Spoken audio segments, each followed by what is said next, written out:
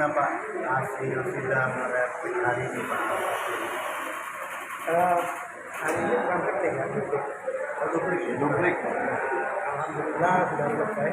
Kami PH pada Jawa karena 6 orang ya, ada PH termasuk saya sudah selesai membacakan duplik.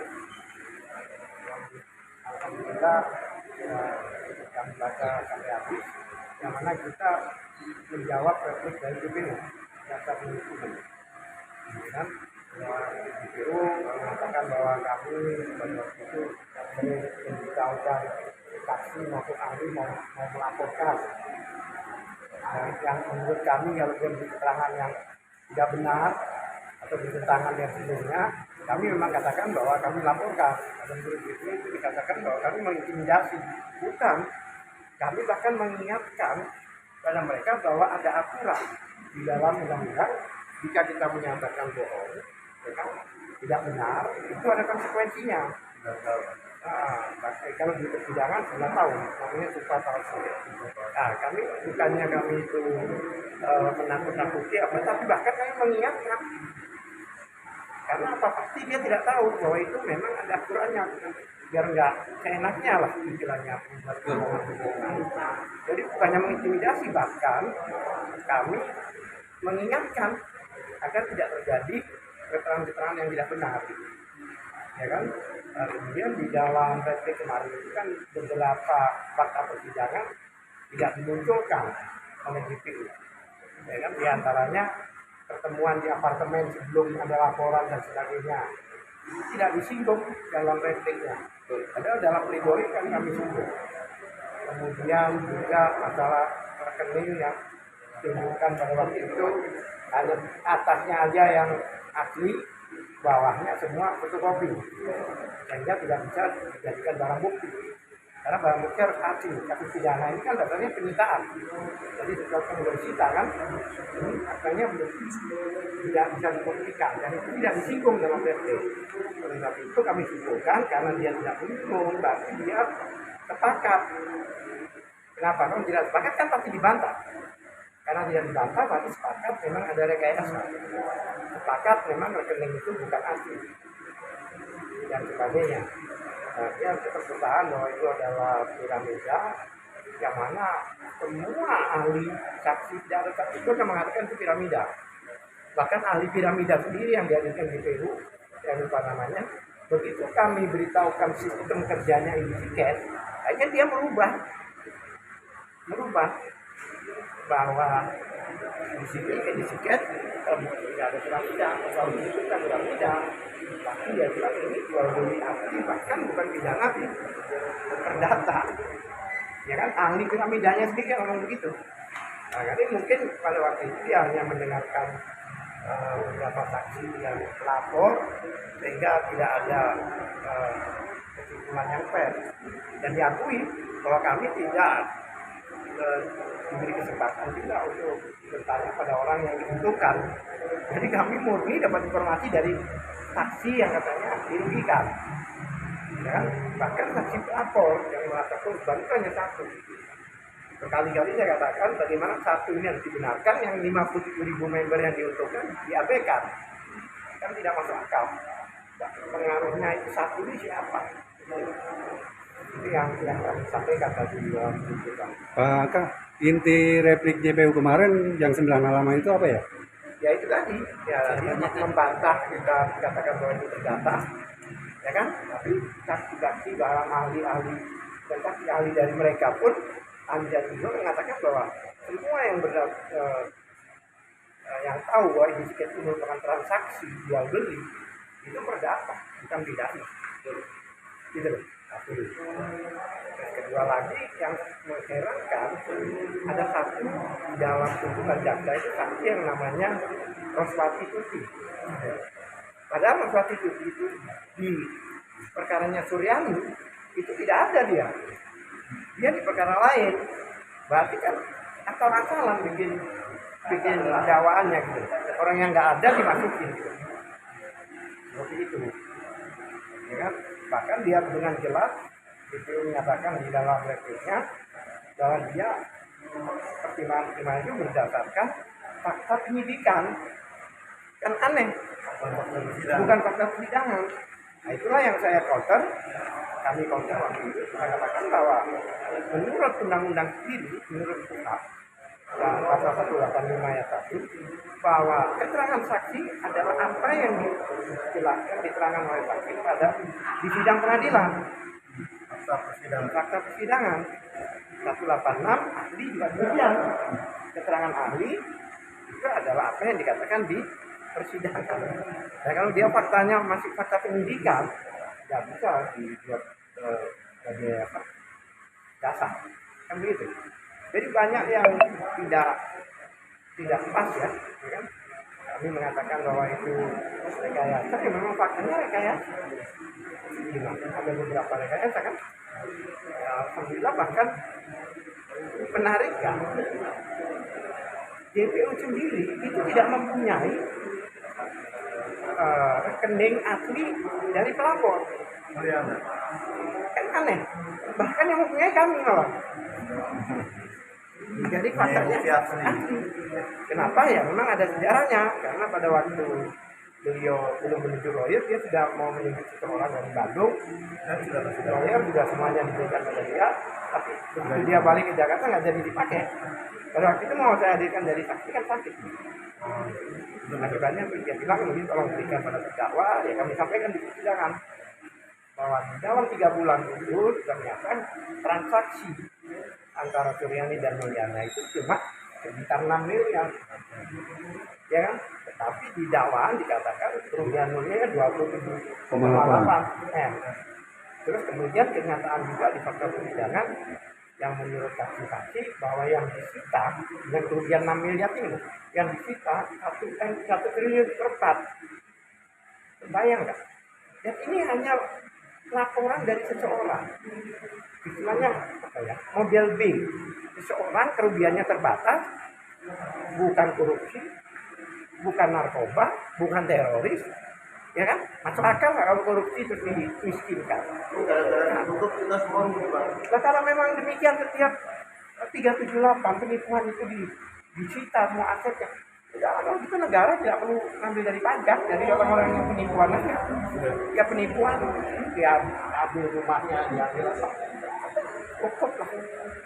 Ngapain pasal 378 jelas penipuan negara? Berarti kan sidangnya selesai ya, Bang? Berlipat-lipat.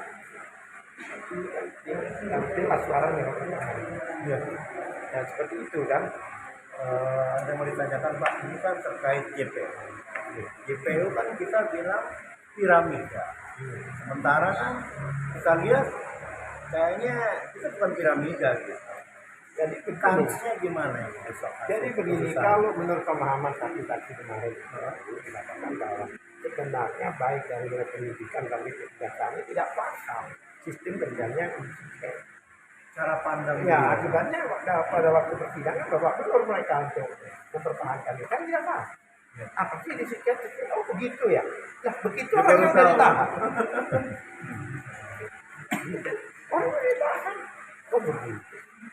Nah, sebab itu dari beberapa pasal yang dikenakan, penipuan, penggelapan, terus menyebarkan berita, apa namanya, menyebarkan video, gitu, ya kan, menyebarkan video, bukan dia semua.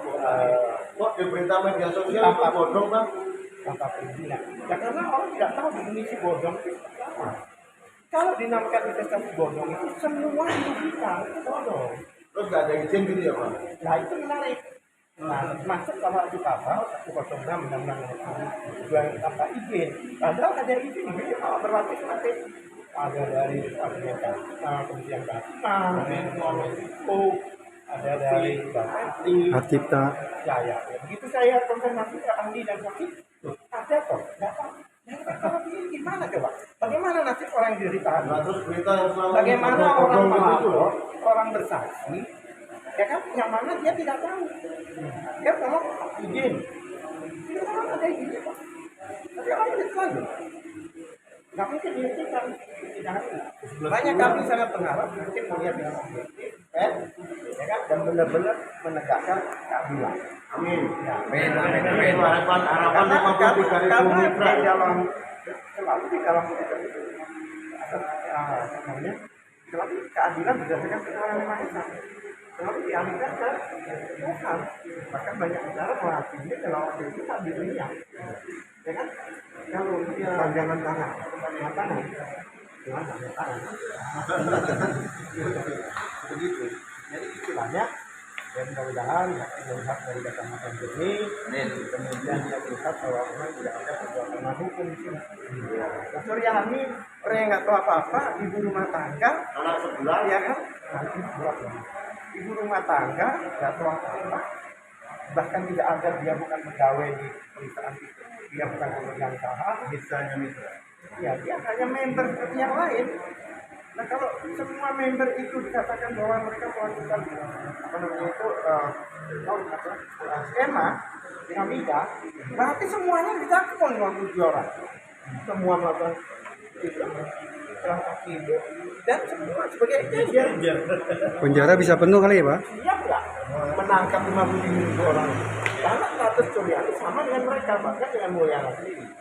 Yang Mulyana ini sebenarnya saya nggak tahu ada agenda tersembunyi apa, mau menggantikan apa, yang jelas dia itu kalau istilah saya itu lempar badan atau kambing hitam, karena dia terlalu apa mempunyai program terlalu banyak, tidak bisa mengendalikan.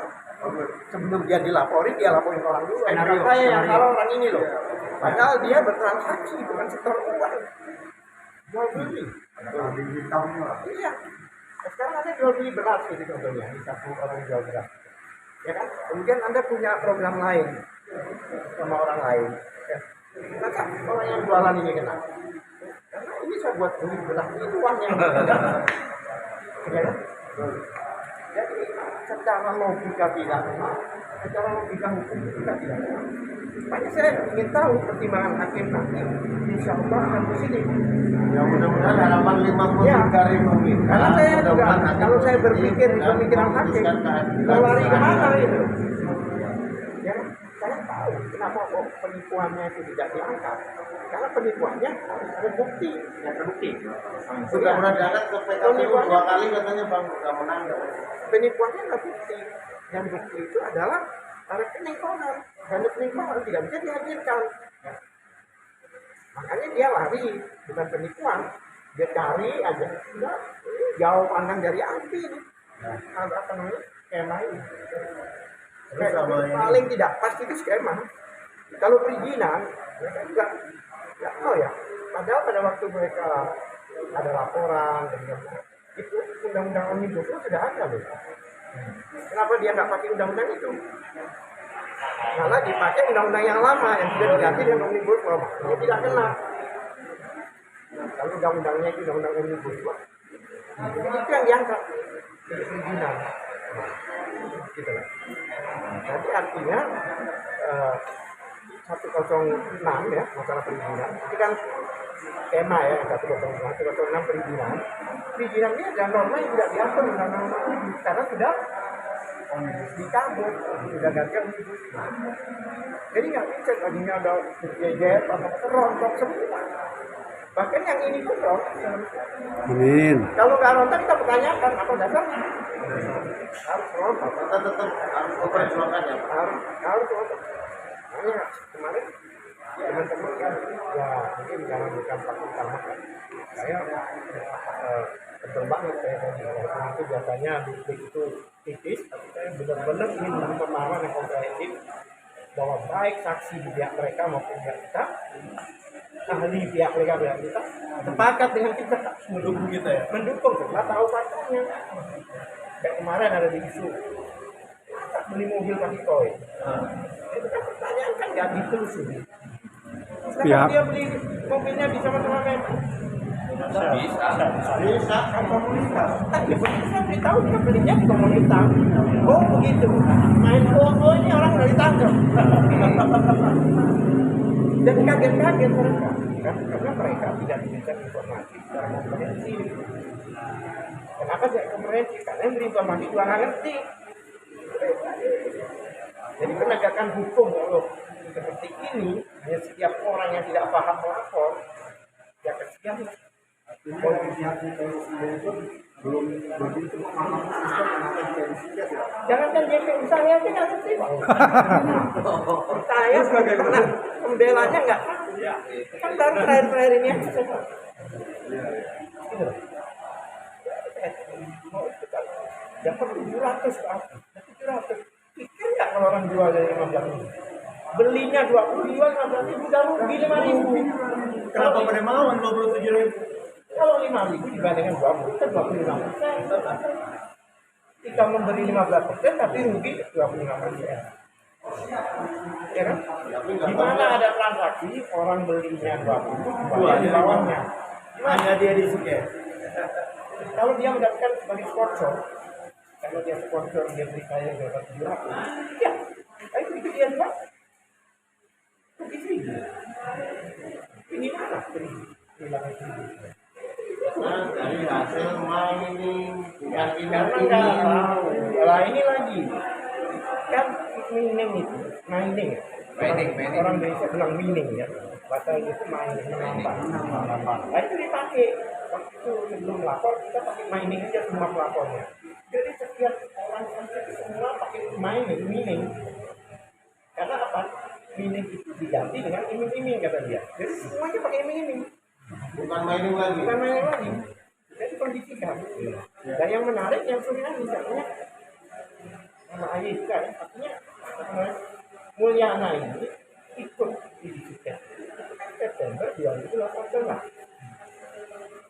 Berarti dia dimaining orang kan, diiming-iming orang kan? Iya. Karena kenalnya dengan Suryani dan Suraman November 2 bulan sebelumnya. Dia udah mantap ya, katanya diiming-iming itu kenapa apa? Masa anak lahir lebih dulu dari ibunya? Untuk stres itu. Ya kan? Kan jelas dikatakan kenalnya kapan waktu umroh? Kapan? November. Tapi kamu masuknya ya Pak? September. Sebagaimana dia membujuk rayu kamu tidak punya mobil, sudah beli mobil, sudah 2 bulan, kalau enggak saya beli ini ya kenal aja belum. Saya mau dong ini. Saya hanya teriming-iming gitu. Waktu pledoi Ibu Suryani kan Bu Suryani mengatakan bahwa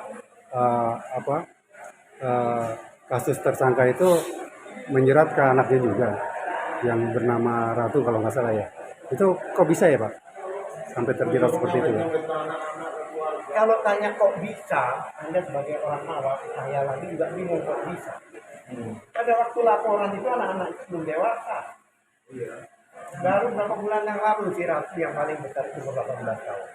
Karena tidak boleh orang menjadi bukti apa wali ya, jadi saksi anak-anak di bawah ini. Hanya kami tetap lapor ke KPAI, Komisi Perlindungan Anak, dan di follow up. Dan sudah ada rekomendasi dari KPAI. Kalau kita bilang PT itu sudah jelas undang-undang PT ya. Ini seandainya ada kesalahan ya. Itu bertanggung jawab oleh direkturnya. Pernah nggak Anda tahu direktur utama ditangkap, seluruh pabrik ditangkap? Pernah tahu? Nggak ada. Ya, walaupun bagian keuangan yang dia ngeluarin uang tidak bisa diminta tanggung jawab. Karena dalam undang-undang PT tanggung jawab direktur utama. Kalau Anda bilang dia mungkin manajer dia nggak bisa gimana? Nah, ya mudah-mudahan kasus ini selamat selesai, nanti hakim memutuskan Epitikas bisa Amin. bebas. Harapannya kan begitu. Harapan mitra ini ngapain tiap hari Ya, harapan 53.000 orang itu Pak. itu kan tujuannya agar aplikasi jalan lagi, betul. Ya kan? Akan juga tahu lah itu orang di luar sebanyak itu. Orang bilang tadi, kalau dibaca bagian kedua enggak, saya punya tanggung jawab sama orang-orang di luar. Saya akan baca semua. Supaya mereka tahu apa yang terjadi.